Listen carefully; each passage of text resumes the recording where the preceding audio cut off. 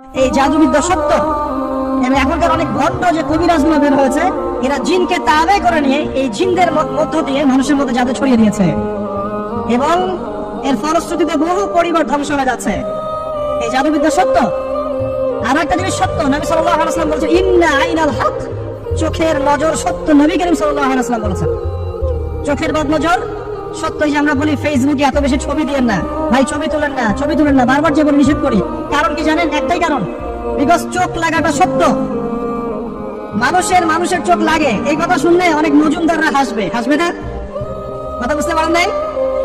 কিন্তু এটা সত্য। কারণ নবী করিম সাল্লাল্লাহু আলাইহি ওয়াসাল্লাম যা বলেছেন সাদাকাল্লাহু ওয়া সাদাকা রাসূলুহুল কারীম, নবী যা বলেছেন, আল্লাহ যা বলেছেন চিরায়ত সত্য। এর বাইরে কোনো সত্য আছে? আচ্ছা দেখেন, আমি বললাম যে জাদুবিদ্যা সত্য। এই জাদুবিদ্যার চর্চা মানুষ করে, এখনো করে, এবং এই জাদু দিয়ে মানুষের ক্ষতি করার জন্য জিনের প্রয়োজন হয়, দুষ্ট জিন। এই জিনগুলোকে মানুষ তাবে করে মানুষের ক্ষতি করার চেষ্টা করে। দেখবেন এখন গ্রামে গঞ্জে শহরে সব জায়গায় ছড়িয়ে পড়েছে না? দেখবেন, খুব সতর্ক থাকবেন। আমি পরে সলিউশন বলছি আপনাদেরকে। আরেকটা বলেছি, নবী সাল্লাল্লাহু আলাইহি ওয়াসাল্লাম বলেছেন চোখের বদনজর এমন সত্য যে একটা উটকে এই রান্নার ডেকচির মধ্যে ঢুকিয়ে ফেলতে পারে। একটা উট খুব সুন্দর, ভালো, আপনি দেখছেন মাশাআল্লাহ বলেন নাই, নজর লেগেছে, উটটা মারা গেছে, দেন তারপর তাকে জবাই করে খেয়ে ফেলতে হয়েছে।